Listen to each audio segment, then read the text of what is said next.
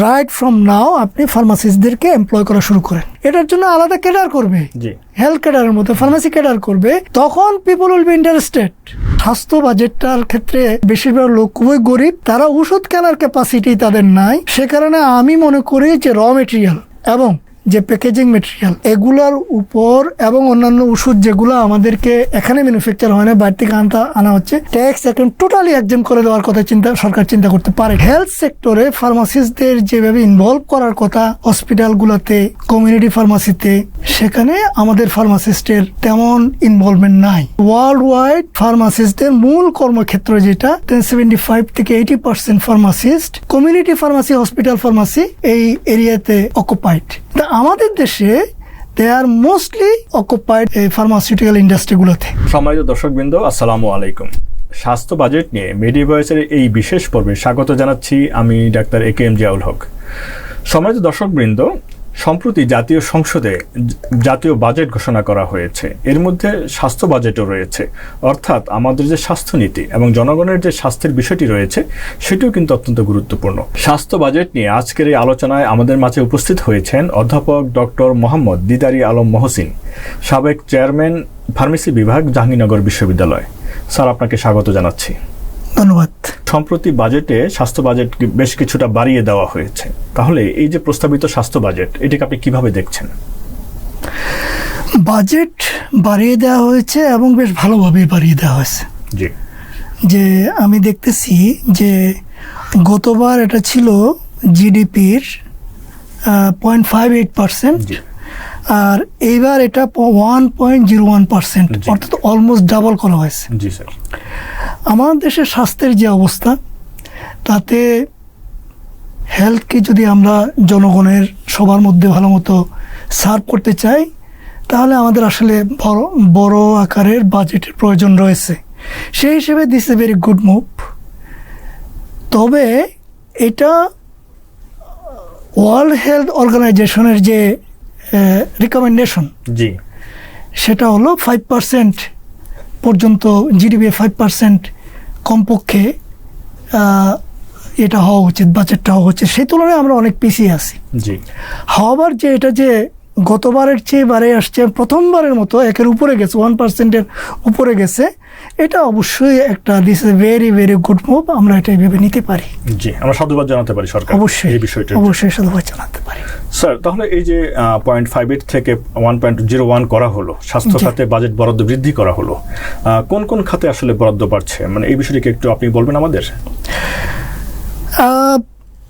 Budget বিস্তারিত এটা ডিটেলসটা আমার কাছে নাই। জি জি। হ্যাঁ, আমি যেটা বলতে পারি সেটা হলো এখানে যে প্ল্যানগুলো করা হয়েছে এই বাজেটের আলোকে, যেমন একটা বিষয় এখানে প্ল্যান করা হয়েছে যে অনেকগুলো যে শূন্য পদ আছে ডাক্তারদের, চিকিৎসক স্বাস্থ্যকর্মী উভয়ই, হ্যাঁ, চিকিৎসক স্বাস্থ্যকর্মী উভয়ই। তো ডাক্তারদের পজিশন প্রায় সরকারি ক্ষেত্রে অ্যারাউন্ড 10,000 পোস্ট এই মুহূর্তে ফাঁকা আছে। 5,000 পোস্ট এই অর্থ বছরে পূরণ করার একটা প্ল্যান এখানে আছে। তাহলে এখানে একটা বড় বরাদ্দ ওখানে খরচ হবে।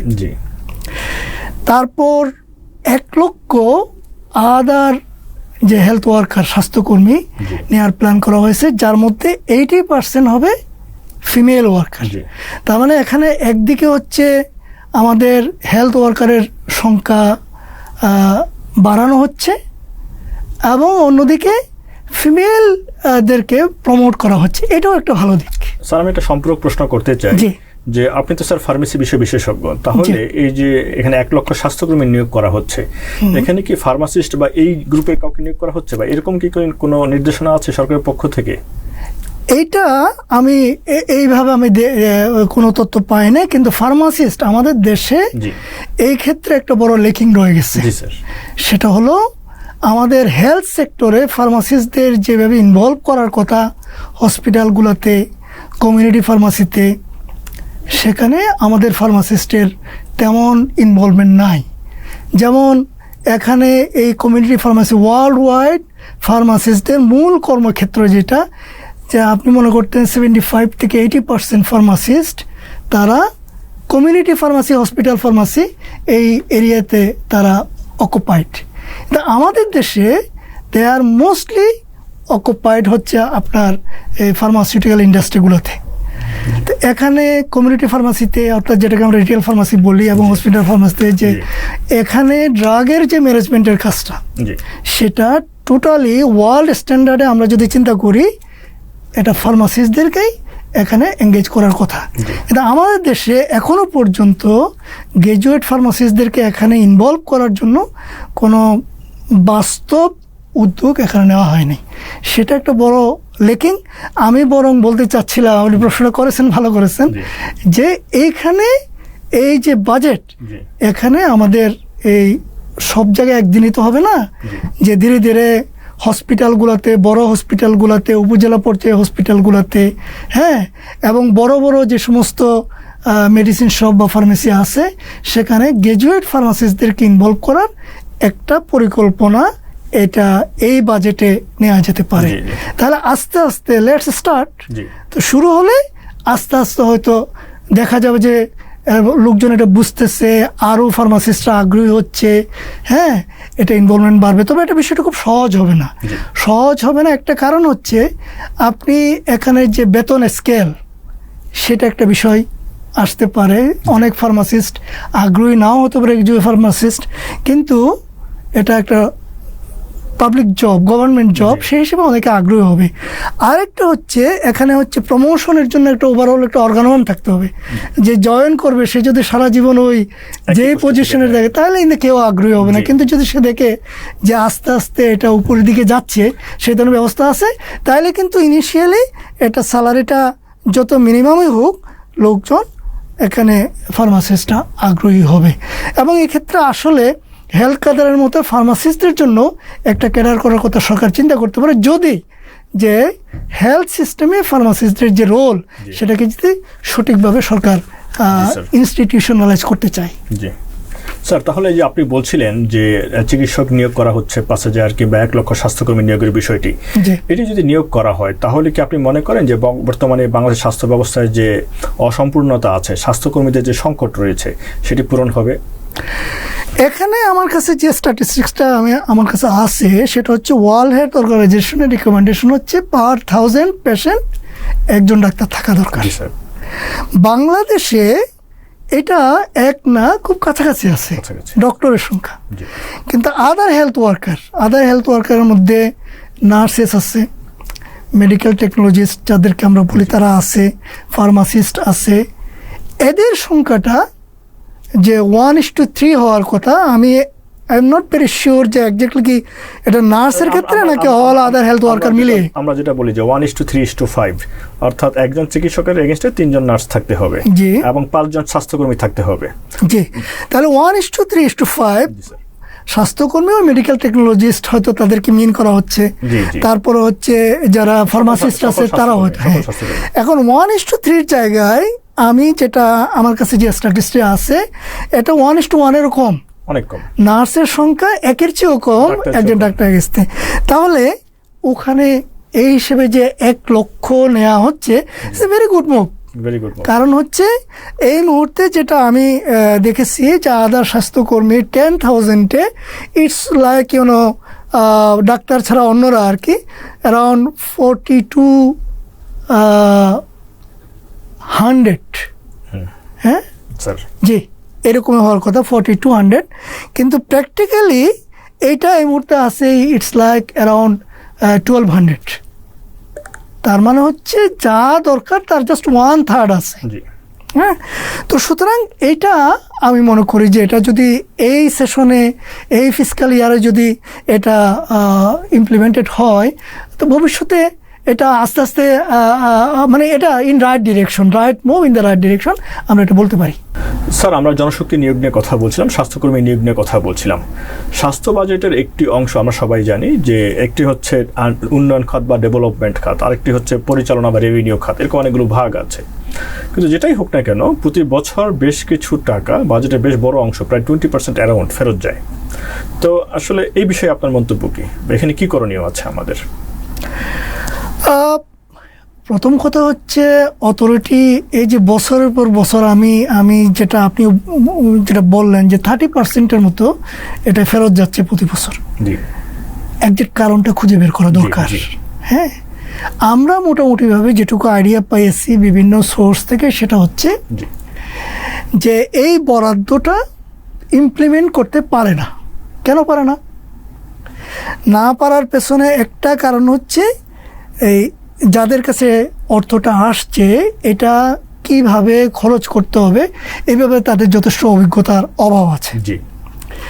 তো দে আর ডক্টরস মোস্টলি, যেহেতু এটা স্বাস্থ্য, এখন বাজেট টাকা খরচ করার যখন প্রশ্ন আসবে, doctors they have their technical know how. কিন্তু যে একটা প্রকল্পের আন্দাজে যে টাকাটা আসছে সেই টাকাটার যে অ্যাকাউন্টস মেনটেন করা, তারপরে সেটার আন্ডারে বিভিন্ন প্রকিউরমেন্ট করা,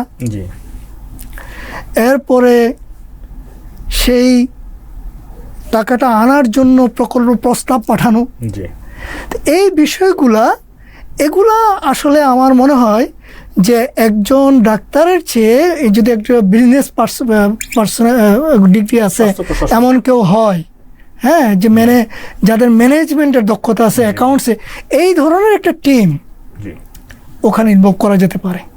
সেটা হচ্ছে প্রত্যেক জায়গায় ইনভলভ করতে গেলে অনেক লোক লাগবে। হ্যাঁ, অনেক লোক লাগবে, এটা তো ভালো দিক যে অনেক লোকের কর্মসংস্থান হবে। যাদের বিজনেস ডিগ্রি আছে, ম্যানেজমেন্টের উপর ডিগ্রি আছে, অ্যাকাউন্টসে ডিগ্রি আছে, তাদের একটা জব হলো। বাট আরেকটা চিন্তা ভাবনা হতে পারে, একটা ডিজিটালি একটা সেন্ট্রাল মানে একটা প্ল্যাটফর্ম গড়ে তোলা, কোঅর্ডিনেশন থাকতে পারে। হ্যাঁ, এই প্ল্যাটফর্মটা তারা এখন তো অনলাইনে কমিউনিকেশন করা ইজি, তারা যেখানে যেখানে এই যে প্রজেক্টগুলো যাচ্ছে, টাকা যাচ্ছে, তাদের সাথে কমিউনিকেট করতে, কার কোথায় সমস্যা আছে তাদেরকে হেল্প করতে পারে। তাদেরকে ওই সমস্ত প্রকল্প প্রস্তাব রেডি করা, এটাকে প্রকিউর করা, মধ্যে খরচ করা, এই সমস্ত ব্যাপারে একটা সেন্ট্রালি ম্যানেজড যেটা আপনার একটা network all over the country থাকবে।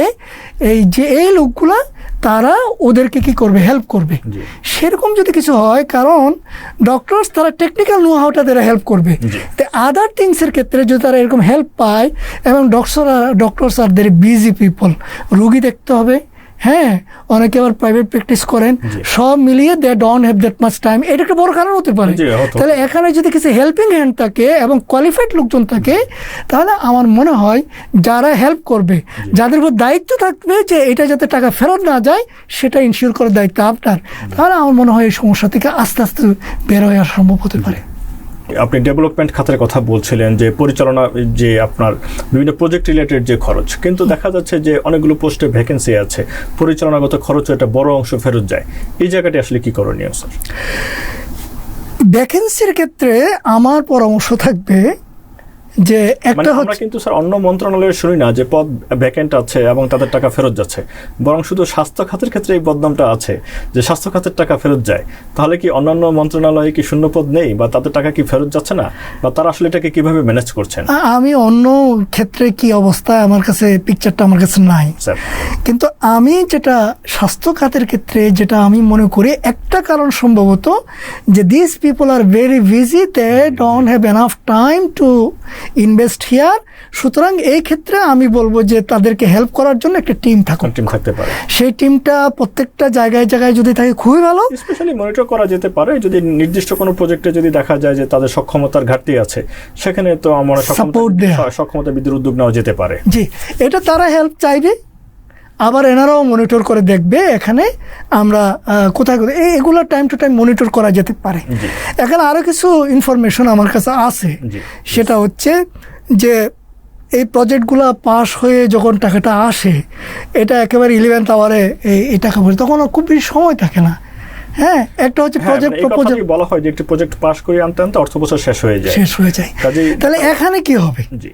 এখানে একটা অপশন হতে পারে যে সরকার সুযোগ রাখলো যে আপনি এটা পরের বছরও খরচ করতে পারেন, আপাতত আপনি এটা কি করেন, অন্য কোথাও আপনি টাকাটা রাখেন, বাট আপনার হিসাবটা দিতে হবে, পরে অর্থ বছরে আপনি এটা বাকিটা কমপ্লিট করেন। এই ধরনের একটু সুযোগ থাকলে টাকাটা ফেরত যাবে না। জি, হ্যাঁ, এটা একদম ঢালাও পাবে না, একদম একটা নির্দিষ্ট টাইম ফ্রেমের মধ্যে হয়তো এটা যদি দেখা যায় যে টাকাটা সার্ট করতে দেরি হয়ে গেছে সেরকম ক্ষেত্রে। আর যে ওই ক্ষেত্রে কেন দেরি হচ্ছে, এই যে একটা হচ্ছে প্রস্তাবনা পাঠাইতে দেরি হচ্ছে, সেক্ষেত্রে তো পিপল ক্যান হেল্প দেম, আমি তো যেটা বললাম। আরেকটা হচ্ছে অর্থ সার করার ক্ষেত্রে কোনো ব্যুরোক্রেটিক কোনো রকম ডিলে কাজ করছে কিনা সেটা খুঁজে বের করা যেতে পারে, যদি হয় সেক্ষেত্রে অ্যাড্রেস করতে হবে। বাট আমি মনে করি ওখানে একটা সুযোগ রাখা যেতে পারে যে আপনি যদি সুনির্দিষ্ট যদি আমরা প্ল্যান থাকে এবং সেই অনুযায়ী আপনি আগাচ্ছেন আমরা দেখি, তাহলে আপনাকে ওই অর্থ বছরের যে খরচটা সেটা আপনি একটা অন্য একটা আপনার একটা অ্যাকাউন্টে ট্রান্সফার করে রাখলেন, পরবর্তী এত মাসের মধ্যে 4 মাস বা 6 মাসের মধ্যে এটা আপনাকে কী করে ফেলতে হবে, ইমপ্লিমেন্টেশনটা কমপ্লিট করে ফেলতে হবে। এই ধরনের একটা সুযোগ হয়তো রাখা যেতে পারে, তাহলে টাকাটা ফেরত যাবে না। জি স্যার, আমি একটি বিষয় দৃষ্টি আকর্ষণ করছি যে ইন্টারিম গভর্নমেন্টের আমলেও, অর্থাৎ কিছুদিন আগেও যেটি দেখা গেছে যে প্রথমে স্বাস্থ্য বাজেটে মোটামুটি রেগুলার একটি বাজেট দেওয়া হয়েছিল, কিন্তু পরবর্তীতে সেটা থেকে একটি বড় অংশ টাকা উইথড্র করে নিয়ে যাওয়া হয়। তো এটিতে কিন্তু আসলে যারা স্বাস্থ্য খাতে যারা আছেন তারা কিন্তু একটি মনে করেন যে তারা প্রবঞ্চনার শিকার হচ্ছেন। তাহলে এই যে এবারে যে একটি বিপুল বাজেট দেওয়া হলো 1.01% জিডিপির, তাহলে আপনি কি মনে করেন যে এখানে আসলে প্রথমে যে জনতুষ্টির জন্য একটি বিশাল বাজেট দেওয়া হলো, কিন্তু পরবর্তীতে এখান থেকেই আবার একটি বড় অংশ টাকা আবার উইথড্র করে নিয়ে যাওয়া হবে, বা এখানে আসলে কি করণীয় আছে? এরকম কোন আশঙ্কা আপনি করছেন কিনা যে একটি বড় অংশ আবার ফেরত যেতে পারে? এইটা এবারের বাজেটটাকে একটু অ্যাম্বিশাস বাজেট হিসেবে সবাই বলছে। জি, হ্যাঁ, এবং এই বাজেটের যে জন্য যে অর্থ প্রয়োজন সেই পরিমাণ অর্থ সংস্থান হবে কিনা সেটা নিয়েও প্রশ্ন আছে।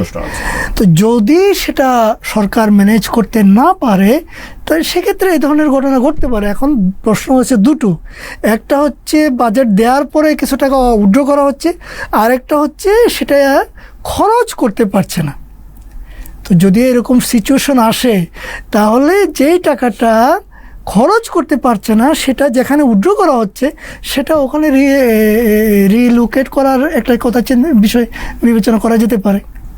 হ্যাঁ, তবে আমরা আশা করব যে এই স্বাস্থ্য এটা খুবই গুরুত্বপূর্ণ বিষয় ফর এনি নেশন। এইখানে অন্য কোনো জায়গায় কাটছাট করতে হলে করুক, এখানে যদি সরকার সেটা না করে আমরা সেটা আশা করব। স্বাস্থ্য খাতে বাজেট বরাদ্দের সাথে আউট অফ পকেট এক্সপেন্ডিচার এই বিষয়টি খুব ওতপ্রোতভাবে জড়িত। অর্থাৎ বাংলাদেশে একজন ব্যক্তি অনেক বেশি টাকা খরচ করে থাকেন, বলা হয় যে পৃথিবীর মধ্যে সর্বোচ্চ টাকা খরচ করেন বাংলাদেশের একজন রোগী, প্রায় কোথাও 75%, কোথাও 79% পর্যন্ত বলা হয়েছে, অ্যারাউন্ড 70% এরকম মোটামুটি। এই যে আমাদের বাজেট দেওয়া হলো এবারের যে বাজেট, এটিকে আপনি মনে করেন যে এটি আউট অফ পকেট এক্সপেন্ডিচার কমে, ব্যক্তির নিজের পকেট থেকে খরচটি কমাবে? এখানে খরচ কমানোর মতো কিছু বিষয় আছে। জি, যেমন একটা হচ্ছে প্রাইমারি হেলথ কেয়ার ইউনিটগুলো প্রত্যেকটা ওয়ার্ডে একটা well organised primary health care unit করা হয় বলা হয়েছে। যদি সেটা হয় তাহলে এখানে তো আউটডোরে যদি এনাফ ডক্টরস থাকে এবং এখানে যদি এনাফ ফেসিলিটিস থাকে তাহলে মানুষ কিন্তু তার কাছে যেতে পারবে। তখন প্রাইভেট একজন ডক্টরের কাছে গেলে যে পরিমাণ খরচ তার পকেট থেকে যাচ্ছে সেটা ইভেন আমাদের দেশে এটা একটা বড় কারণ যে people don't have money even to pay doctors fee, যার কারণে তারা ডাক্তার কাছে যেতে চায় না। যারা তারা ফার্মাসিস্টের কাছে গিয়ে ফার্মেসিতে বসে, যেখানে যারা আছে তারা অ্যাকচুয়ালি তারা ফার্মাসিস্ট বলতে আমরা জামিন করি সেরকম ফার্মাসিস্ট না, তাদের কাছ থেকে গিয়ে ওষুধপত্র নিয়ে আসে। এই জায়গাটাই আমি একটু প্রশ্ন করতে চাই আপনাকে যে আমরা যেটি আলাপ করছিলাম যে ব্যক্তির নিজের খরচ অর্থাৎ আউট অফ পকেট এক্সপেন্ডিচার ব্যক্তি নিজে খরচ করেন, তো গবেষকরা বলছেন যে বাংলাদেশে যে খরচটি হচ্ছে তার এই 60% হচ্ছে ঔষধ রিলেটেড খরচ, অর্থাৎ ফার্মেসি থেকে যে খরচটির বিষয়টি যেটি আপনার সাথে সরাসরি জড়িত। তাহলে বাংলাদেশ সরকার এই যে নতুন সরকার আসলেন এবং নতুন একটি বড় আশা জাগা নিয়ে একটি স্বাস্থ্য বাজেট দিলেন, তাহলে কি করলে বা কি পদক্ষেপ নিলে এই যে ওষুধের সংশ্লিষ্ট যে খরচটি আছে এটি তারা কমাতে পারবেন, আউট অফ পকেট এক্সপেন্ডিচার কমাতে পারবেন? আপনার কোনো প্রস্তাবনা আছে কিনা? আমি সেদিকে আসতেছি আসলে। হ্যাঁ, একটা হচ্ছে যে কিছু ওষুধের উপর আমি দেখছি যে ট্যাক্স এক্সেম্পট করা হয়েছে। মেডিকেল ডিভাইসগুলো দেশে যাতে তৈরি হয় সেজন্য প্রণোদনা দেওয়ার একটা আলাপ আসছে। তারপর যে আমাদের যে এপিআই পার্কটা আছে, যেটা আমাদের ইনগ্রিডিয়েন্টগুলো সব বিদেশ থেকে, মোস্টলি সবই বিদেশ থেকে আসে, আমরা শুধু এগুলো কি করি, কম্পাউন্ড করে একসাথে ফর্মুলেশনের কাজটা করি। তাহলে এই যে বাড়তি কেনা হচ্ছে যে আমাদের মূল ওষুধটা এবং এর সাথে আনুষঙ্গিক যেগুলোকে আমি এক্সিপিয়েন্টস বলি, এই সব বাড়তি আনা হচ্ছে। এবং প্যাকেজিং মেটেরিয়ালও একটা বড় অংশ বাড়ি থেকে আসছে।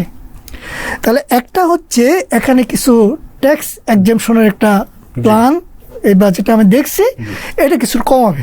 ডায়াবেটিস, কিডনি রোগ এবং আপনার ক্যান্সার রিলেটেড যে রয়েছে এগুলোতে ওষুধের মূল্য শুল্ক কমানোর, আমদানি শুল্ক কমানোর একটু প্রস্তাবনা আছে।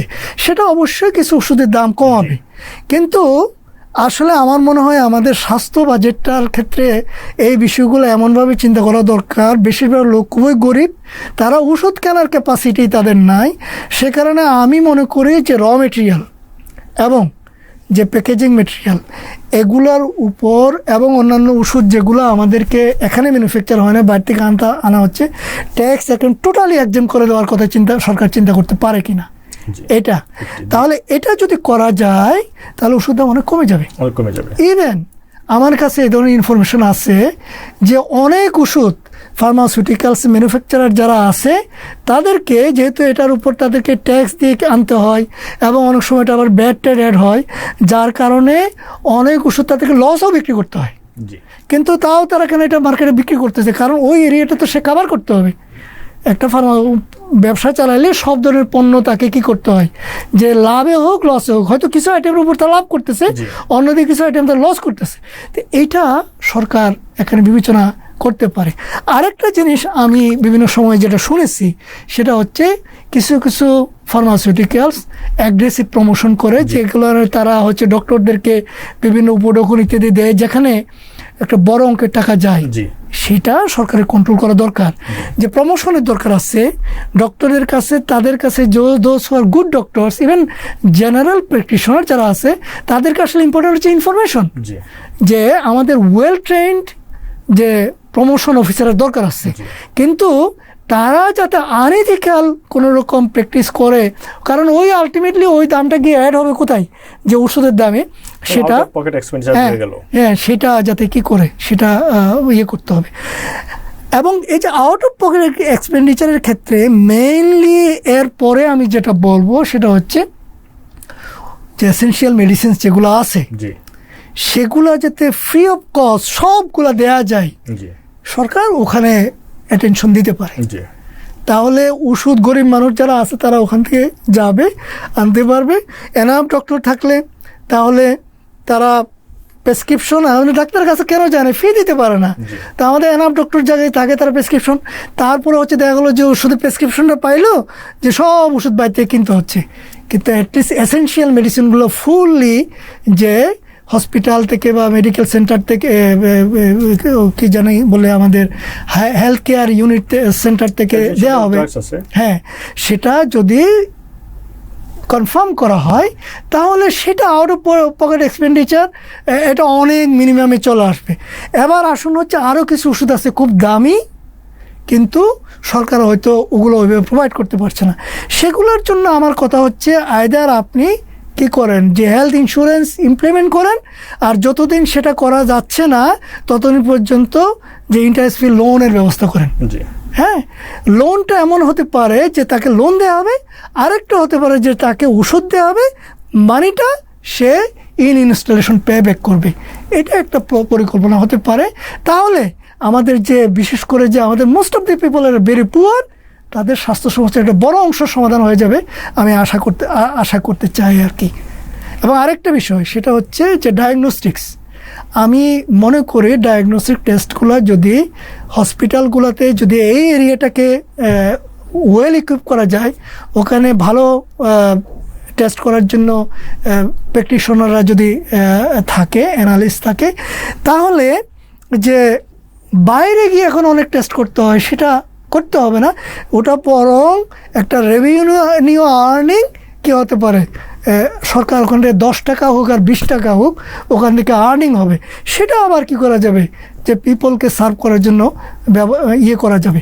এবং সরকারি প্রতিষ্ঠানের ক্ষেত্রে যেমন এই রেটটা মেনটেন করা হচ্ছে, একই রেটে অথবা কাছাকাছি রেটে প্রাইভেটগুলোও যাতে করে এখানে সরকার একটা কন্ট্রোল আনতে পারে, তাহলে তখন দেখা যাবে যারা পারলো তারা সরকার এখানে করলো, বাইরে তারা হয়তো একটু বেনিফিটটা বেশি নিল, কিন্তু এটা যাতে অনেক বেশি না হয়। এবং এখান থেকে যে ডক্টরদেরকে অনেক সময় যে তাদেরকে একটা কমিশন প্রোভাইড করার কথাবার্তা আছে, এইটা টোটালি বন্ধ করে দেওয়ার একটা ব্যবস্থা সরকারের পক্ষ থেকে আসা উচিত। তাহলে আমার মনে হয় আমাদের দেশের দুস্থ গরিব মানুষ যারা আছে তাদের হেলথ প্রবলেমের 80% সলভ হয়ে যাবে আমার ধারণা। আমি জানি না, এটা একটা জাস্ট হয়তো ওভার অ্যাম্বিশাস প্রেডিকশন হয়েও থাকতে পারে। জি, ধন্যবাদ। আপনি বলছিলেন যে ওষুধ কোম্পানিগুলোর অ্যাগ্রেসিভ প্রমোশন করে থাকে কিংবা ডায়াগনস্টিক সেন্টারগুলো কমিশন দিয়ে থাকে। যদি এই জায়গায় সরকার যদি নীতি নির্ধারণীভাবে শক্তিশালী হয় এবং এখানে যে আইন প্রয়োগ করে, তাহলে আসলে কতটুকু আউট অফ পকেট এক্সপেন্ডিচার কমানো যাবে বলে মনে করেন? ওষুধের দাম তো কমবে, আর ডায়াগনোস্টিকের ক্ষেত্রে আমি মনে করি দামটা 50% চলে আসবে খরচটা। কারণ 30 থেকে 50% পর্যন্ত বিভিন্ন সময় পত্রপত্রিকায় যা আসছে কি ইয়ে দেওয়া হয় ডক্টরদেরকে, এটা কি বলবো আমরা, কমিশন বলবো না কি বলবো আমি জানি না, কিছু একটা দেওয়া হয়। তাহলে ওই পুরোটাই তো আলটিমেটলি বেঁচে যাবে, তাহলে ওই পরিমাণ এটা কমে আসবে। এবং সেটা সরকার করতে চাইলে দুভাবে করতে পারে। একটা হচ্ছে ওটা একটা মনিটর করা, আরেকটা হচ্ছে স্ট্রিক্টলি বলা সরকারি রেট এটার চেকিং, এবং রেটটা আবার যাতে বাড়িয়ে রাখা না হয়। হ্যাঁ, তারা যে প্রাইভেট অর্গানাইজেশন তাদেরকে বেতন ভাতা দিতে হবে, কর্মকর্তা তাদের একটু বেশি থাকতে পারে, কিন্তু মার্জিনটা আমার মনে হয় 10% অ্যারাউন্ডের চেয়ে কম বেশি না হওয়া উচিত। তাইলে সরকারি প্রতিষ্ঠানগুলোর সাথে একটা কম্পিটিশন তৈরি হবে, এরাও চাইবে আমরা ভালো সার্ভিস দিতে, সরকারি প্রতিষ্ঠানগুলোও হয়তো দেখা যাবে যে তারাও এই ক্ষেত্রে একটু মনোযোগ দেবে। সেটার উপর বেশি মনোযোগ দেওয়া দরকার। সরকারি যে সমস্ত হসপিটালগুলো আছে, তাদের যে ডায়াগনস্টিকগুলো আছে, এরা যদি ভালো সার্ভিস দিতে পারে, তাহলে অটোমেটিক্যালি বাইরে পাঠানোর প্রবণতা কমে যাবে। স্যার, আপনি একটু আগে এজেন্সিয়াল ড্রাগসের কথা বলছিলেন। জি। তো বাংলাদেশে বর্তমানে বেশ কিছু ওষুধকে এজেন্সিয়াল ড্রাগস ঘোষণা করা হয়েছে। তো আপনি কি বলবেন যে অনেক বিশেষজ্ঞই দাবি করছেন যে এই সংখ্যাটি আসলে আরও বাড়ানো প্রয়োজন, যেমন অনেকে বলছেন যে 500টিকে করা হয়েছে, আরও কিছু করা দরকার। তো আপনার বিষয়ে কোনো মতামত আছে কিনা? কেননা পাল্টা ওষুধ কোম্পানিগুলো দাবি করছে যে এতগুলো ওষুধ এজেন্সিয়াল ড্রাগসে আসলে আনার প্রয়োজন নেই। দুই পক্ষেই মতামত আছে, এই বিষয়ে আপনার মতামত কি?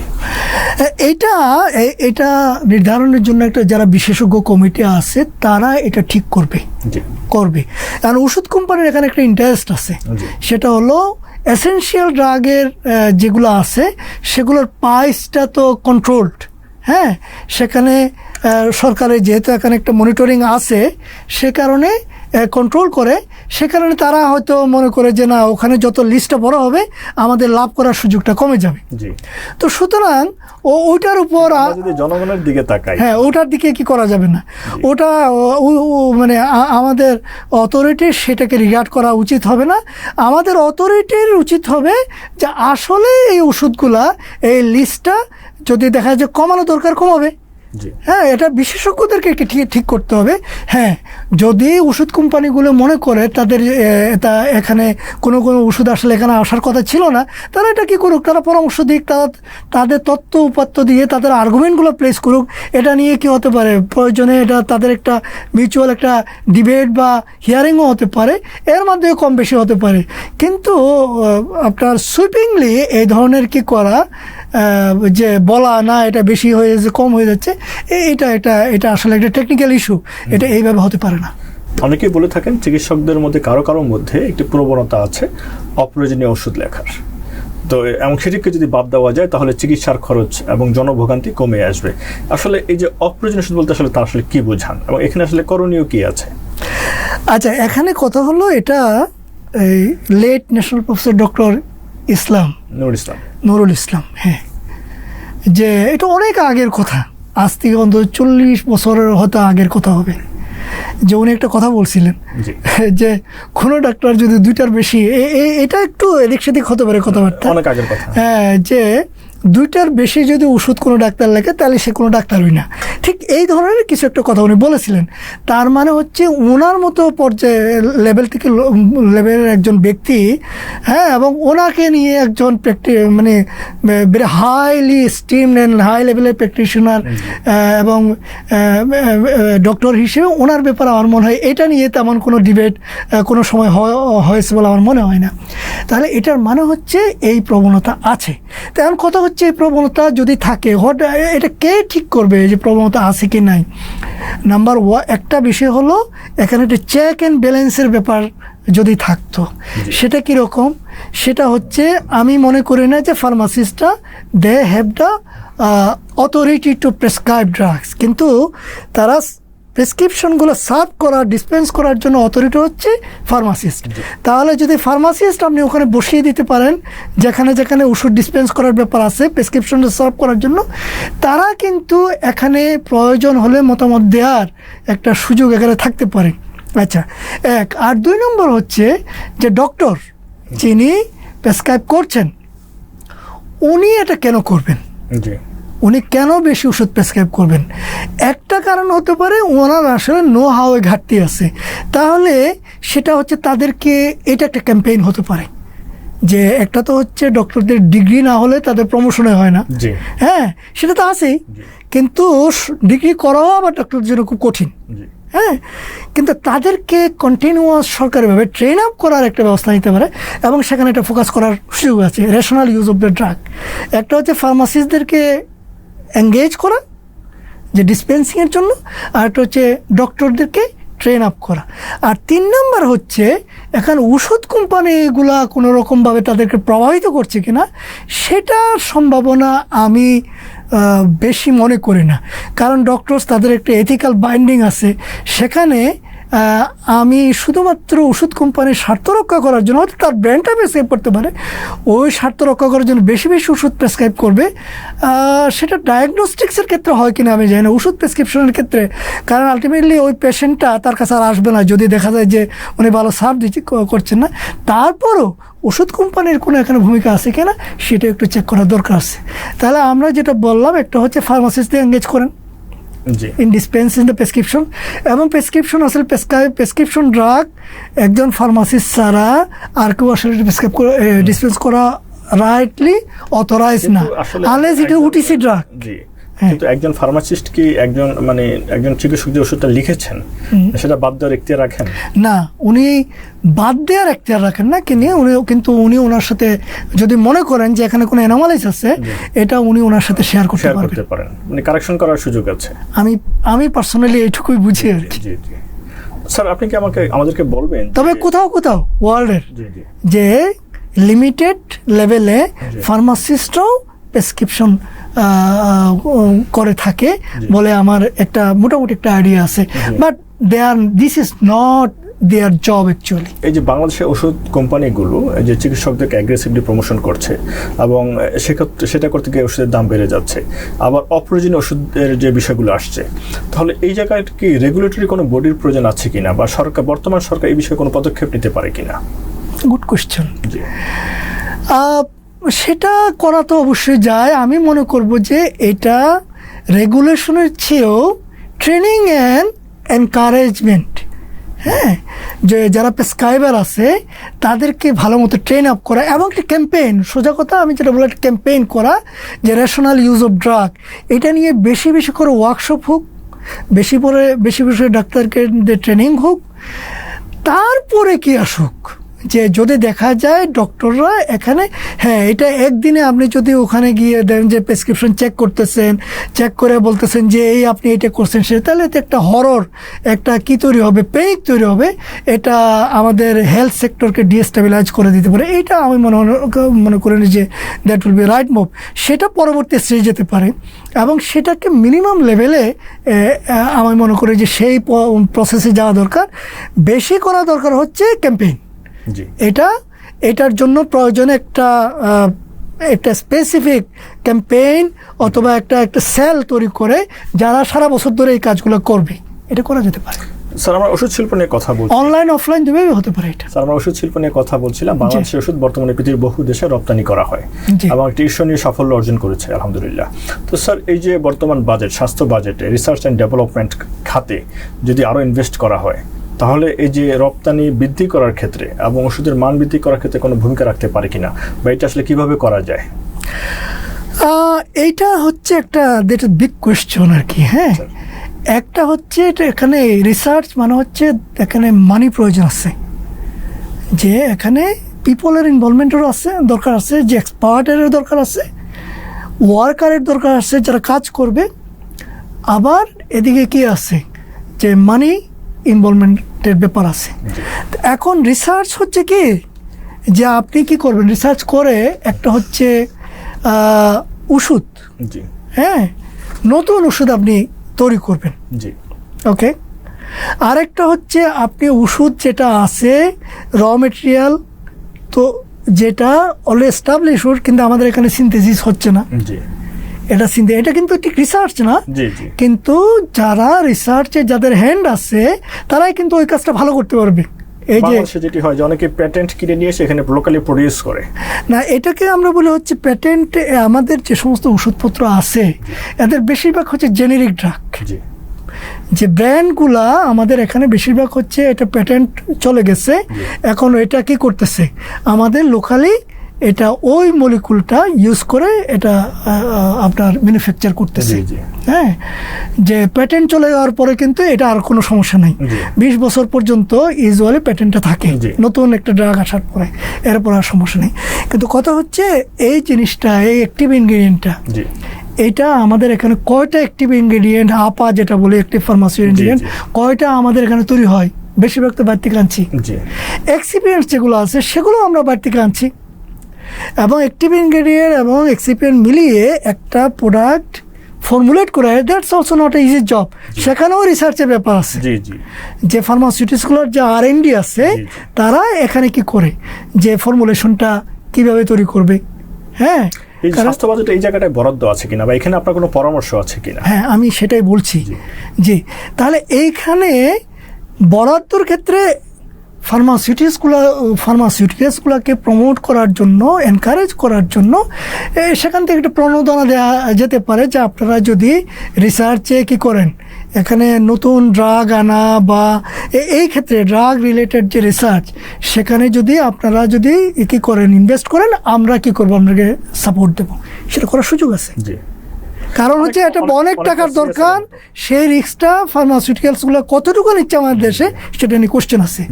দ্বিতীয় হচ্ছে আমাদের দেশে যে ফার্মাসিস্ট আছে, কেমিস্ট আছে, হ্যাঁ অন্যান্য অ্যালাইড প্রফেশনাল লোকজন আছে, ওখানে ইউনিভার্সিটিগুলোতে রিসার্চের সুযোগ আছে। এটার ক্ষেত্রে ইন্ডাস্ট্রি একাডেমিয়া যদি কোলাবোরেশন হয়, আর আমাদের রিসার্চগুলো হচ্ছে যে ফার্মাসি ইউনিভার্সিটিগুলোতে যারা আছে তারা নিজেদের মতো রিসার্চ করতেছে, আবার ইন্ডাস্ট্রিগুলো তারা তাদের মতো করে R&D করতেছে। কিন্তু এটা যদি একটা কোলাবোরেশন হতো, যে ইন্ডাস্ট্রিগুলো যদি ওদেরকে বলতো আমাদের এই প্রবলেমগুলো আপনারা আমাকে হেল্প করেন, আপনারা আমাদের কী করবো, আমরা আপনাদেরকে কিছু মনিটরি সাপোর্ট দেবো, তাহলে কিন্তু অনেক ভালো কাজ হতে পারে। অনেকে বলে থাকেন যে দেখুন ইউনিভার্সিটি রিসার্চ করছে নিজের মতো করে, কিন্তু ফার্মাসিউটিক্যালসগুলোর যে নিড, অর্থাৎ যে জায়গাটা তারা রিসার্চটা চায় ওই জায়গাটা কিন্তু রিসার্চ হয় না। এটা কোলাবোরেশন হলেই না হবে। যেমন বিদেশি ইউনিভার্সিটিগুলোতে হয়, যেটা আমাদের কাছে ইনফরমেশন রয়েছে, যে তারা এটাকে সাপোর্ট দেয়, ইউনিভার্সিটিগুলোকেই তারা ফাইন্যান্সিয়ালি সাপোর্ট দেয়, এবং PhD স্টুডেন্টরা রিসার্চ করে এবং তাদের প্রবলেমগুলো এইভাবে সলভ করে। তো এই জায়গাটা আপনার বাংলাদেশে এই সিস্টেমটা ইন্ট্রোডিউস করা যেতে পারে কি? আমি এটাই বলতে চাচ্ছি আপনাকে, যে আমাদের ইউনিভার্সিটিগুলোর যে রিসার্চ হয়, ওখানে যদি আমাদের ইন্ডাস্ট্রিগুলোর যে নিড আছে, কোলাবোরেশন হতে পারে। হ্যাঁ, সেই নিডটা যদি তাদের সাথে শেয়ার করে, তখন যে যার এক্সপার্টিস অনুযায়ী ওখানে সাপোর্ট দেওয়ার চেষ্টা করতো, তাহলে স্টুডেন্টরা তাদের মনিটারি ফান্ড পেলো, অর্থাৎ তারা রিসার্চটা কন্টিনিউ করতে পারলো, আবার এদিক থেকে ফার্মাসিউটিক্যালসগুলোরও প্রয়োজনটা পূরণ হয়ে গেল। মোর সিরিয়াস রিসার্চ হবে, সবচেয়ে বড় কথা হচ্ছে। আর আমাদের এখানে মাস্টার্সের পরবর্তী রিসার্চটা খুব বেশি ভালোভাবে হচ্ছে না। কেন হচ্ছে না? এই ধরনের রিয়েল প্রবলেম যখন আসবে, সে তো ইন্ডাস্ট্রি এখানে ইনভেস্ট করতেছে, তখন তাকে আউটকাম দেখানোর বাধ্যবাধকতা তৈরি হবে, তখন কিন্তু মোর সিরিয়াস রিসার্চ হবে। সেই সুযোগটা এক্সপ্লোর করা দরকার। এখানে বাজেট থেকে সরকার ওখানে কিভাবে হেল্প করতে পারে দুভাবে, একটা হচ্ছে ইন্ডাস্ট্রিগুলোতে সাপোর্ট দিতে পারে যে এখানে রিসার্চে আমরা কি করব, তোমাদেরকে সাপোর্ট দেবো। স্বাস্থ্য বাজেটে আরেকটা হচ্ছে ওইটা আমি যেটা বলছি, আরেকটা হচ্ছে ইউনিভার্সিটিগুলোতে সেখানে ওই স্টুডেন্টদেরকে স্কলারশিপ দিতে পারে। জি, ঠিক আছে, সেটাও কিন্তু কি হবে, স্কলারশিপ এখন যে দেওয়া হচ্ছে না তা না, এটা আরও একটু বড় অঙ্কের স্কলারশিপ এবং একটা পার্টিকুলার নিড বেসড স্কলারশিপ, যেটা এই কোলাবোরেশনের উপর বেস করা হবে। তাহলে আমার এখানে আমাদের যে আউটকামটা আমরা পাবো। সাধারণভাবে বলা হয় যে স্বাস্থ্য বাজেটের একটি অংশ গবেষণার জন্য বরাদ্দ রাখা দরকার, রিসার্চ অ্যান্ড ডেভেলপমেন্টের জন্য বরাদ্দ রাখা দরকার। বাংলাদেশে বাজেটগুলোতে কিভাবে এটিকে প্রেজেন্ট করা হয়, কত অংশ আসলে বাংলাদেশে থাকে? আপনার বাজেটে কি রিসার্চ অ্যান্ড ডেভেলপমেন্টের জন্য খুব বড় অঙ্কের বাজেট আমার ফিগার আমার কাছে নাই। জি, হ্যাঁ, বাট আমাদের দেশে ইউনিভার্সিটিগুলা গবেষণা হচ্ছে সেকেন্ড প্রায়োরিটি, ও ইউনিভার্সিটি হওয়ার হতে এটা ফার্স্ট প্রায়োরিটি। তো এইটা যদি এখানে যদি একদম প্রজেক্ট অ্যাপ্রোপ্রিয়েট নিড বেসড কি এখানে কি দরকার, যন্ত্রপাতির দরকার আছে। এখানে যারা জব রিসার্চ করবে, হায়ার লেভেলে রিসার্চ করবে, তারা কিন্তু অলরেডি তাদের নিড আছে, তাদের হয়তো জব সেরে আসতে হবে, অথবা তার ফ্যামিলি আছে, তাদের একটা ভালো অঙ্কের স্কলারশিপ দিতে হবে। তারপর হচ্ছে ডাটা, যে লাইব্রেরি এখানে যে ডাটা সেগুলা বাইরে থেকে যে যে ডাটা বেস এগুলা কি করা, সাবস্ক্রাইব করা, এখানে একটা অর্থের প্রয়োজন আছে। তো এই বিষয়গুলোতে আলাদাভাবে যদি এটা একটু ইনভেস্টিগেট করে, এক্সপ্লোর করে, সে অনুযায়ী একটা লম্বা প্ল্যান নিয়ে টাকা দেওয়া হয়, তাহলে এখানে একটা ভালো রেজাল্ট আসতে পারে। এই ক্ষেত্রে কি ভবিষ্যতে ওষুধের দাম কমার সুযোগ আছে? আমাদের এখানে যদি আমরা আমাদের অ্যাক্টিভিটিগুলো দেশে তৈরি করতে পারি, নতুন অ্যাক্টিভিটি যদি এখান থেকে বেরিয়ে আসে এবং আমাদের এক্সিপিয়েন্টগুলো যদি আমরা দেশে তৈরি করতে পারি, তাহলে এটার তো দাম শুধু কমবে না, বড় বড় অঙ্কের দামটা কমে আসবে। আপনি তো সহজ বিষয় বাইরে থেকে ইম্পোর্ট করা আর দেশে তৈরি করা। জি, তাহলে বাংলাদেশের এইখানে আমাদের যথেষ্ট বিরাট ঘাটতি আছে। আমরা বিদেশের ওষুধ এক্সপেক্ট করি, সেটা কি ওই বাইরে থেকে সব আইনা এখানে জাস্ট এটারে কম্পাউন্ড করে আমরা ফর্মুলেশন করে এটা বাইরে পাঠাচ্ছি। কিন্তু আমাদের এই ইনগ্রিডিয়েন্টগুলো যদি এই ক্ষেত্রে যদি নজর দেওয়া হয়, এগুলো যদি এখানে তৈরি হয়, এখানে সরকারের পক্ষ থেকে করতে হবে, সাপোর্ট দিতে হবে। তা না হলে এই এরিয়াটা ফ্লারিশ করবে আশা করা কঠিন।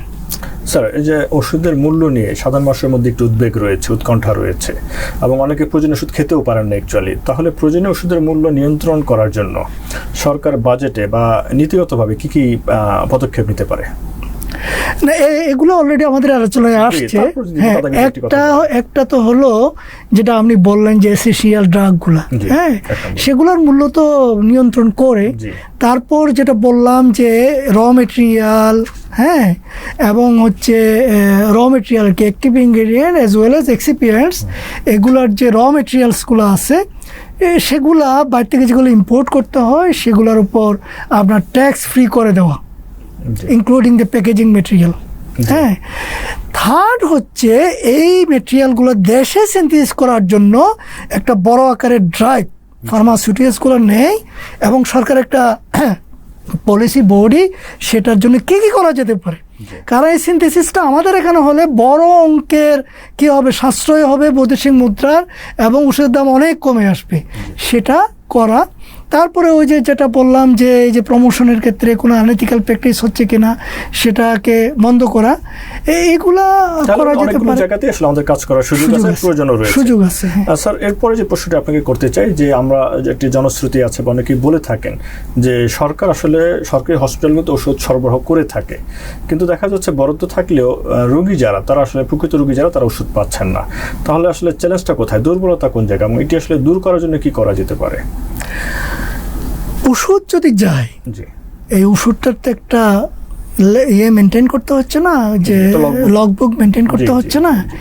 তো এখানে একটা বিষয় হতে পারে যে ওষুধ দরকার সেটা যাচ্ছে না, অন্য ওষুধ যাচ্ছে।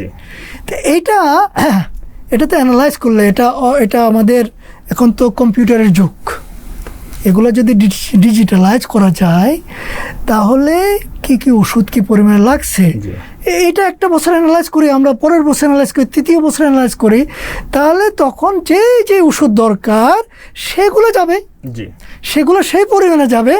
আমাদের ইজি, এটা খুব কঠিন বিষয় নয়, জাস্ট এটাকে একটু অ্যানালাইসিস করে সেই অনুযায়ী সাপ্লাইটি দিতে হবে।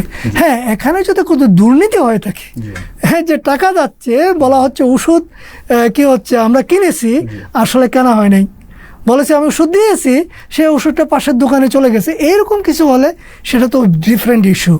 সেক্ষেত্রে এটা হচ্ছে একটা শুধু হেলথ না, সবখানে একটা ম্যানেজমেন্ট ইস্যু, করাপশন। সেটার জন্য আমার মনে হয় এটা যদি রাজনৈতিক সিদ্ধান্তের ব্যাপার, অথরিটি যদি মনে করে আমরা দুর্নীতি বন্ধ করব, খুব কঠিন বিষয় নাই। জায়গায় জায়গায় শুধুমাত্র 2-4 জন, এগুলো সবাই জানে, এসিআর দেখলে বোঝা যায় কে দুর্নীতিবান আর কে দুর্নীতিহীন। যে এটাকে কি করার জন্য, মনিটর করার জন্য সব জায়গায় 2-4 জন করে লোক বসিয়ে দিলেই আমার মনে হয় ওদেরকে যদি এম্পাওয়ার করা হয়, এগুলো কোনো কঠিন ব্যাপার না। যদি কোয়েশ্চন যদি দুর্নীতির হয়, কিন্তু ওই বিষয়টা যে আসলে নিট কোনটা, কতটুকু, সেটা একটা স্টাডির ব্যাপার আছে। সেটা সব কিছু ডিজিটালাইজ করে ফেলেন, যেটা সরকার উদ্যোগ নিয়েছে, সেটা যদি হয় তাহলে আমার মনে হয় এই সমস্যাটা কমে আসবে। ধন্যবাদ স্যার। স্যার, এই যে আমরা যখন ওষুধ কিনতে যাই, অনেকেই বলে যে ওষুধটি ভেজাল, কিংবা ওষুধের কোয়ালিটিটা আসলে দুর্বল, কিংবা অনেক সময় দেখা যায় যে আপনি যেটা বলছেন যে বিভিন্ন ফার্মেসিতে পল্লী চিকিৎসকরা যত্রতত্রভাবে অ্যান্টিবায়োটিক লিখছে, পেন কিলার লিখছে, ফলে নেফ্রোপ্যাথি হচ্ছে, কিডনি ড্যামেজ হচ্ছে এবং অ্যান্টিবায়োটিক রেজিস্ট্যান্স হচ্ছে। তো এটা তো জনস্বাস্থ্যের জন্য অনেক বড় একটি হুমকি। এসব সমস্যা মোকাবেলায় আমরা এই বাজেটে কী করতে পারি, বা নীতিগতভাবেই আমরা কী করতে পারি? এগুলো তো ওষুধগুলা মার্কেটে আসার আগে ডিজিডিএ থেকে নিতে হয়, অনুমোদন নিতে হয়। তখন কিন্তু এগুলো সেই অ্যানালাইসিসটা ঠিক মতো হচ্ছে কিনা মেক শিওর যে অ্যানালাইসিসটা হচ্ছে কিনা। Number 2, time to time market থেকে এগুলো আমার মনে হয় প্রভিশন আছে। 3 নাম্বার হচ্ছে যে আমাদের এই যে আপনি বলেন যে রিসার্চ, এখানে কি করা যেতে পারে, আমাদের স্টুডেন্টদেরকে ইনভলভ করা যেতে পারে, যে আপনি টাকা দেন ওদেরকে, যে তারা টাইম টু টাইম এরকম স্যাম্পল কালেক্ট করে তারা এটা এই ধরনের রিসার্চ হয়, যে এগুলো অ্যানালাইজ করবে, এটা একটা রিসার্চ হবে, যে এটা পাবলিশ করবে অ্যানোনিমাসলি, কিন্তু এটার একটা কপি আমাদের পলিসি মেকারদের হাতে চলে যাবে রেজাল্টের। কিছু রিসার্চ আমরা করে দেখলাম যে এখানে খারাপ না, কিন্তু আমরা তো স্যাম্পল নিচ্ছি ঢাকা শহর থেকে, সাভার থেকে, জাহাঙ্গীরনগর ইউনিভার্সিটির। আমি এই ধরনের কিছু রিসার্চ করেছি লাস্ট ফিউ ইয়ার্স, আমার অ্যানালিসিস দেখা যাচ্ছে না রেজাল্ট, কিন্তু এগুলা পেরিফেরিতে। আপনি স্যাম্পল উইথড্রয়াল এবং এটার রিসার্চ সরকারি যে ড্রাগ টেস্টিং ল্যাবরেটরি আছে তারা রিসার্চ করুক, পাশাপাশি এখানে ইউনিভার্সিটিগুলোতে যে যারা স্টুডেন্টরা আছে এগুলোর জন্য কি করা হোক, প্রজেক্ট অফার করা হোক। হ্যাঁ, তাহলে the people will be alert, যেটা ধরা পড়ে যাবে। তখন মনে করবে যে সে মোর সিরিয়াসলি বিভিন্ন জায়গায় স্যাম্পল টেম্পল নিয়ে আসবে, পেরিফেরিতে করে শর্ট থেকে আসবে। আমার মনে হয় এটা একটা ওয়ে হতে পারে আর কি। স্যার, পল্লী চিকিৎসক যে প্রকল্পটি চালু করা হয়েছিল বাংলাদেশে বহু আগে, যেটির উদ্দেশ্য ছিল যে প্রাইমারি হেলথ কেয়ার, অর্থাৎ ডায়রিয়ার মতো ছোটোখাটো বিষয়গুলো, একটি জ্বর আসলে প্রাথমিক চিকিৎসা কীতে হবে এই বিষয়গুলোকে। কিন্তু বর্তমানে আমরা যেটি দেখতে পাই যে পল্লী চিকিৎসকরা অ্যান্টিবায়োটিকই লিখছেন, এই জায়গাটা সরকারের কী করণীয় আছে? এখন কথা হলো এই যে আমি আপনাকে যেটা বললাম, আপনি ফার্মাসিস্টকে ইনভলভ করেন, ফার্মাসিস্ট ইনভলভ করেন আপনি, তাহলে এইটা আপনার কি হয়ে আসবে, এটা এখানে একটা চেক হবে। স্যার, একটি কথা আছে যে বাংলাদেশে প্রায় 1 লক্ষ বৈধ ফার্মেসি আছে নিবন্ধনযুক্ত, আর নিবন্ধনহীন ফার্মেসিও প্রায় 1 লক্ষের কাছাকাছি বা 1 লক্ষের অধিক। তো এই যে আপনি বলছেন যে ফার্মেসিগুলোতে একজন ফার্মাসিস্ট নিয়োগ করা, তাহলে কি বাংলাদেশে যথেষ্ট সংখ্যক ফার্মাসিস্ট আছেন? আমরা যেটা দেখছি সেটা হলো যে এ গ্রেড ফার্মাসিস্ট, যেটা বলে গ্র্যাজুয়েট ফার্মাসিস্ট, 14,000 to 15,000 তো এটা রেজিস্ট্রেশন নিয়ে এসছে। অ্যারাউন্ড 4,000 to 5,000 এর মতো ডিপ্লোমা আছে, এদেরকে মোটামুটি বেশ ভালো লেভেলে পড়ানো হয় এগুলো আমার বিশ্বাস। তো বাট অ্যাকচুয়ালি গ্র্যাজুয়েট ফার্মাসিস্টদেরকে আমাদেরকে এম্পাওয়ার করা এবং এমপ্লয় করা দরকার। এখন কথা হলো আমাদের এখানে পাবলিক প্রাইভেট মিলিয়ে যে কে আছে, যে ফার্মেসি ডিপার্টমেন্টগুলো আছে, আমার কাছে এই মুহূর্তে একজ্যাক্ট ফিগারটা নাই, প্রতি বছর কতজন করে ফার্মাসিস্ট তৈরি হচ্ছে, গ্রাজুয়েট ফার্মাসিস্ট তৈরি হচ্ছে। এদের একটা বড় অংশ কিন্তু দেশের বাইরে চলে যায়। কেন চলে যায়? তাদেরকে আমরা দেশে হয়তো তাদের যে যাচ্ছে না। তাহলে আপনি যদি এঙ্গেজ করা শুরু করেন, আপনি 1 লক্ষ আপনার দরকার, আপনি দরকার, তো 1 লক্ষ আপনি 10 বছরের প্ল্যান নেন না, যে আপনি হসপিটালগুলোতে প্রথমে দেন। স্যার, একটা সম্পর্ক প্রশ্ন এই রিলেটেড, যে ফার্মেসি শিক্ষা ও গবেষণার মান উন্নয়ন কিংবা দক্ষ ফার্মাসিস্ট তৈরি এবং স্বাস্থ্য খাতে যে তাদের কার্যকর ভূমিকা রাখার যে বিষয়টি, এই বাজেটে, এইবারের বাজেট আসলে এটা নিয়ে আপনার সুপারিশ কি? এটা একটা হলো আপনার এই মেইনলি যেটা দরকার, ইউ রাইট ফ্রম নাও আপনি ফার্মাসিস্টদেরকে এমপ্লয় করা শুরু করেন। জি, তাহলে শূন্য পদে নিয়োগ করা যেতে পারে, এবং যে 1 লক্ষ জনশক্তি নিয়োগ করা হচ্ছে সেখানেও গ্রাজুয়েট ফার্মাসিস্টের জন্য আলাদা করে পোস্ট তৈরি করা হয়েছে। আমার মনে হয় না এটা দরকার আছে, বা আমার কাছে এই মুহূর্তে এনাফ তথ্য নাও থাকতে পারে।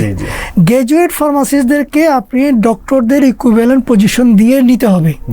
সেটার জন্য সরকার যদি মনে করে, তারা যদি রিয়েলি এটাকে অ্যাপ্রিসিয়েট করে, বুঝে যে আমাদের এখানে দরকার, এটার জন্য আলাদা ক্যাডার করবে, হেলথ ক্যাডারের মতো ফার্মাসি ক্যাডার করবে, তখন পিপল উইল বি ইন্টারেস্টেড। হ্যাঁ, তারপর মনে করেন যে ফার্মাসিস্ট, আপনি গ্রাজুয়েট ফার্মাসিস্ট তারা দিলেন, তার যদি একটা অর্গানোগ্রাম না থাকে যে তার প্রমোশন হবে কীভাবে, কোথায় কোন পর্যন্ত যাবে, সেই পর্যন্ত না থাকে, তাহলে একজন গ্রাজুয়েট ফার্মাসিস্ট ওখানে বা আপনি তার জব দিলেও যাবে না। সেটা দরকার আছে।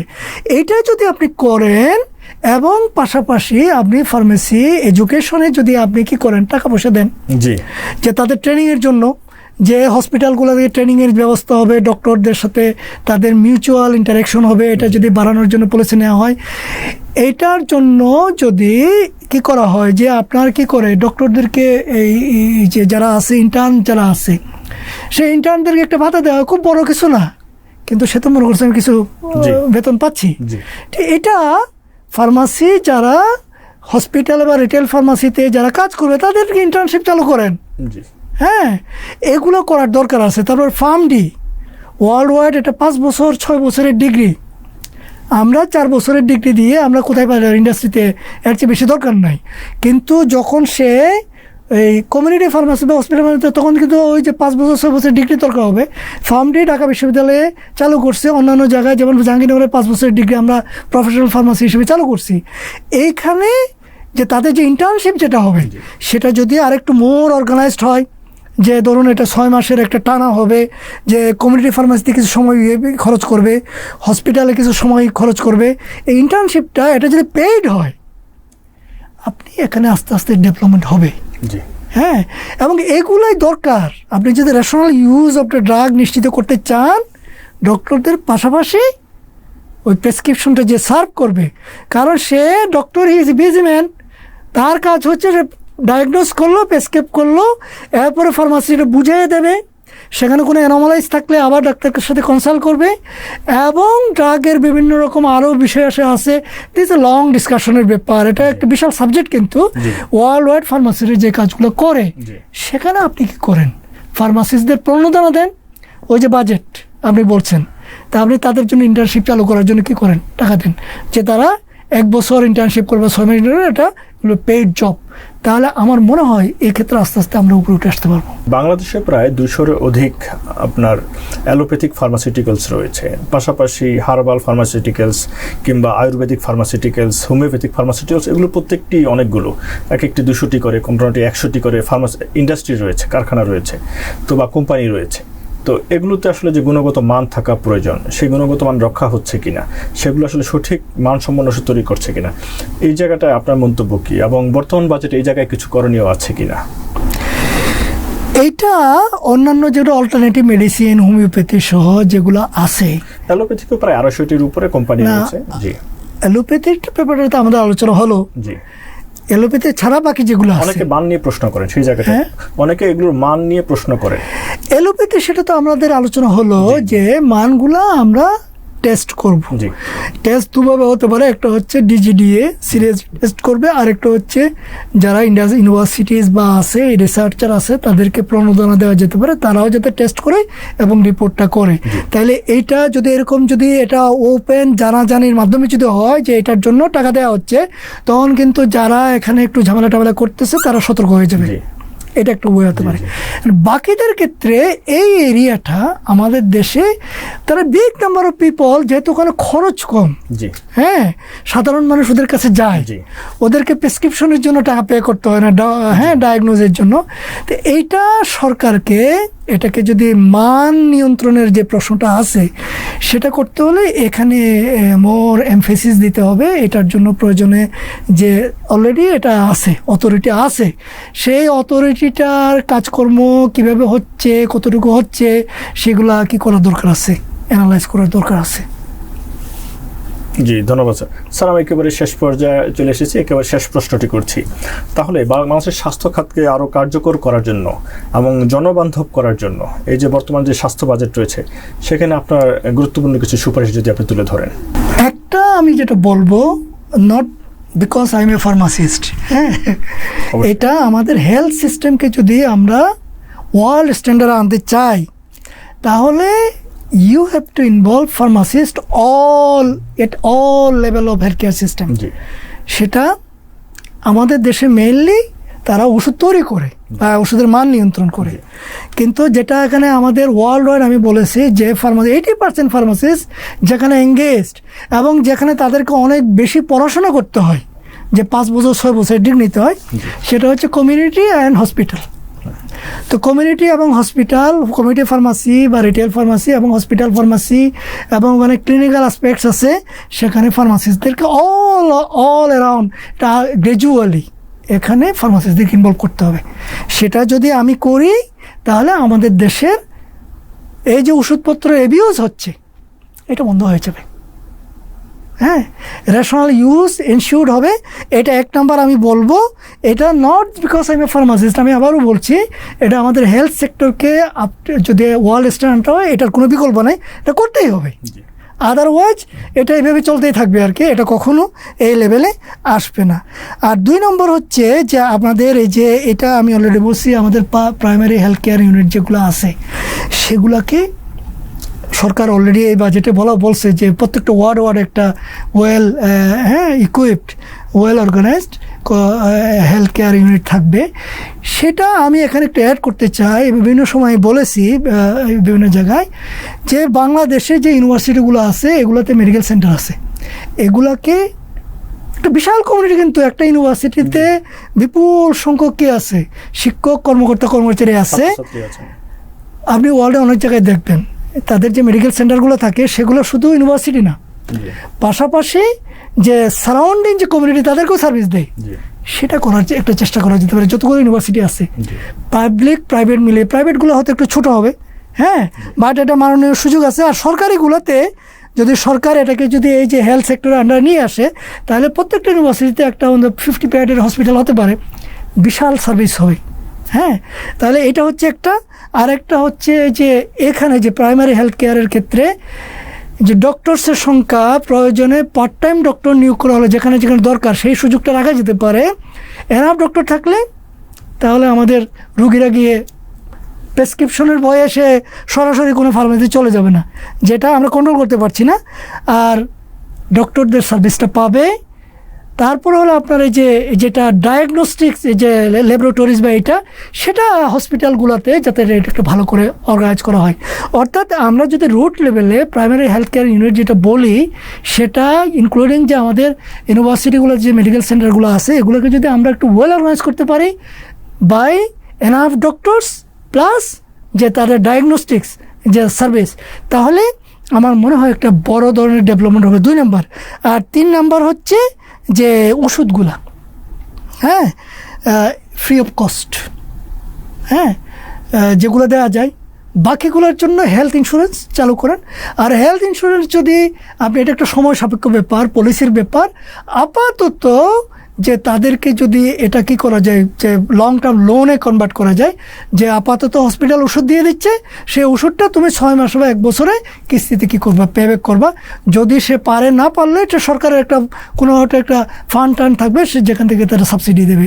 এগুলা এই 3টা আমি মনে করি যদি করা যায় আমাদের হেলথ সেক্টরে একটা বিশাল কি হতে পারে, পরিবর্তন আসতে পারে।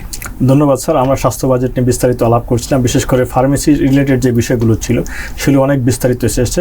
আশা করছি যে যারা নীতি নির্ধারক আছেন, যারা সাধারণ মানুষ আছেন, আমাদের আলোচনা থেকে তারা কিছুটা উপকৃত হবেন। স্যার, আপনাকে অনেক ধন্যবাদ। অনেক ধন্যবাদ আমাকে ইনভাইট করার জন্য। এবং আমাদের এই আলোচনা যদি আমাদের যারা নীতি নির্ধারক আছে তারা যদি এবং সাধারণ মানুষের সচেতনতা তৈরিতে এবং নীতি নির্ধারকদের কাছে যদি এগুলা পৌঁছে এবং তারা যদি এখানে 2-1টা বিষয়ে যদি নেওয়ার মতো পায়, তাহলে আমাদের আজকের এই বসা আলোচনাটা সার্থক হয়েছে। আমি মনে করবো শেষে একটা পয়েন্ট মিস করেছি, সেটা বলে দেই। সেটা হচ্ছে প্রিভেনশনের জন্য আমি মনে করি যে হেলথ অ্যান্ড হাইজিন এইটার উপর খুব গুরুত্ব আরোপ করা দরকার। হসপিটালগুলোতে এটা একটা উপেক্ষিত এরিয়া। হসপিটালগুলোর যে হেলথ অ্যান্ড স্যানিটেশনে খুব ভালো মনোযোগ দেওয়া দরকার, এবং যে সুপার শপস এবং আমাদের যে রেস্টুরেন্ট হোটেলস আছে এগুলোতে এই সাইডটা এটা একটা আলাদা ক্যাম্পেইন দরকার, এবং এটার জন্য প্রয়োজনীয় সরকার একটা বড় আকারে বাজেট দেওয়া দরকার। তাহলেও আমাদের ওষুধের রোগের সংখ্যা হয়তো আমি মনে করি অনেক কমে আসবে। ধন্যবাদ। জি, ধন্যবাদ স্যার। সম্মানিত দর্শকবৃন্দ, আমরা আলোচনা করছিলাম স্বাস্থ্য বাজেট নিয়ে। আমাদের আজকের আলোচনার মৌলিক উদ্দেশ্য, জনগণ যাতে একটি অ্যাফোর্ডেবল হেলথ কেয়ার পেতে পারে, অর্থাৎ চিকিৎসা সেবা যেন জনগণের দোরগোড়ায় পৌঁছতে পারে এবং তার জন্য এটিকে ক্রয় করতে পারেন এবং তারা যেন সুস্থ থাকতে পারেন।